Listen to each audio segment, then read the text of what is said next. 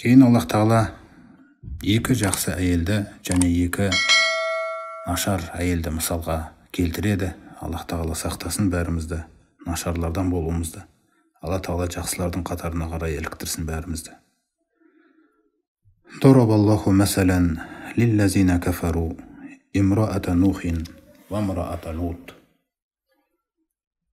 Алла Тағала кәпір болғандарға, Алланы да ақыретте де елшісін де мойындамағандарға, салиқалы болуды қаламағандарға, жаман жолмен жүруге күпірлікті таңдағандарға Нухтың әйелі мен Луттың әйелін мысалға келтірді дейді. Каната тахта ғабдейни мин ғибадина солихайн. Ол екеуі ізгі құлдарымыздың қол астында еді. Яғни екеуінің әйелі еді олар. Біреуі Нухтың әйелі еді, біреуі Луттың әйелі еді. Екеуіне де сондай керемет кеңшілік жасалған пайғамбардың әйелі болуға, және де солардың қасында, Алла Тағаланың қасындағы жәннатқа иеленуіне. Алайда ол екеуі келіспеді күйеулерінің идеологиясымен. Олар дүниені, сол айналасындағы қоғамдағы жамандықты қалады. Дүниенің сәнін, қызығын, күпірлікті. Сол себептен Алла Тағала ол екеуін айтады. Фахонатахума фалам юғния анхума миналлахи шайя. Алайда олар екеуіне опасыздық жасады дейді. Яғни Нухтың әйелі Нухқа, Луттың әйелі Лутқа опасыздық жасады. Дос болмады, дұшпан болды. Адал болмады, қиянатшыл болды. Міне енді Аллах Тағала оларды қияметте азапқа тартатын кезде екеуіне пайғамбар болса да күйеулері болса алмайды. Ешқандай пайда да әкеле алмайды, құтқара да алмайды дейді. Вақилат хулан нара мағаддахилин. Сондай-ақ ол екеуіне қиямет күні тозаққа кіретін адамдармен бірге кіріңдер деп айтылады дейді. Міне бұл аяттарда екі жаман әйелдің мысалы келтірілген болса, енді Аллах Тағала екі жақсы әйелдің мысалын келтірмекші. Вадарабаллаху мәсәлән лиллазина аману имраата фирауна. Және де Аллах Тағала иман келтіргендерге Перғауынның әйелін, яғни Музахим қызы Әсияны мысалға келтірді. Сол бір кезде ол Мұсаға иман келтірем деп, күйеуі сондай жамандықтың жолында, сондай залым патша болса да, өзінің иманын қорғап, өзінің позициясын көрсете алған Перғауынның алдында. Сол кезде ол оны қатты азапқа бұйырып, азаптап, өлтіргелі жатқан кезде, қараңыздар,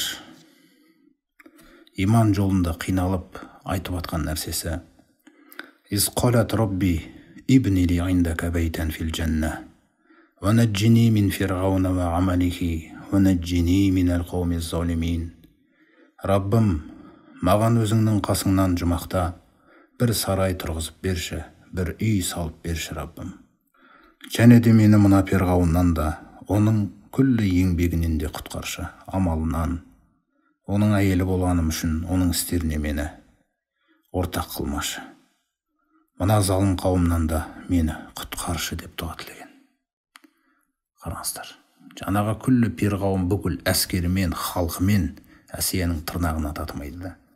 Міне Әсия иман жолындағы табандылығы үшін Алла Тағаланың махаббатына бөленген.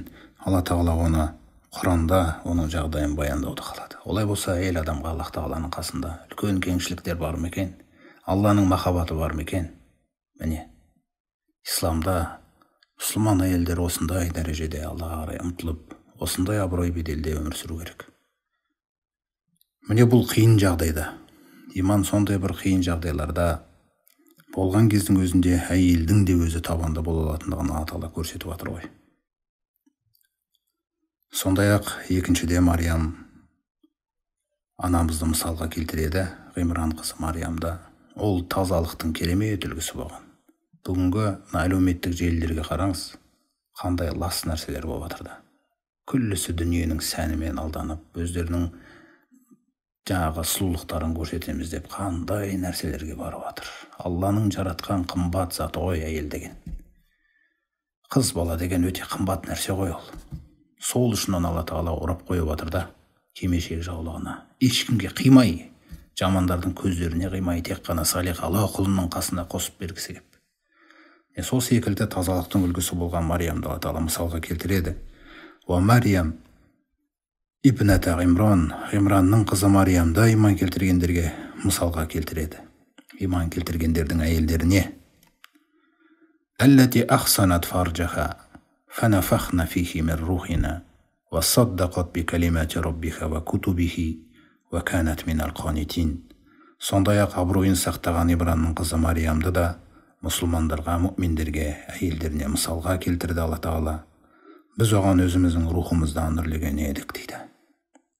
Ол Мариям Раббысының сөздерін және оның кітаптарын растады. Сондай-ақ Алла Тағалаға тұрақты бойұсынғыш әйелдерден болған еді дейді. Өзінің ұятты жерін сақтаған.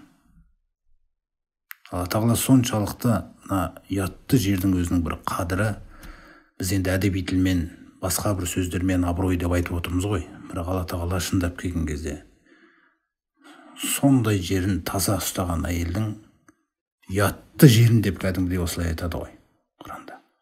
Біз абыройын деп әдебилеп отқанда. Қараңыз. Әйел адам қандай таза пәк ұстаса өзін, Алланың қасында абыройы өте биік екен.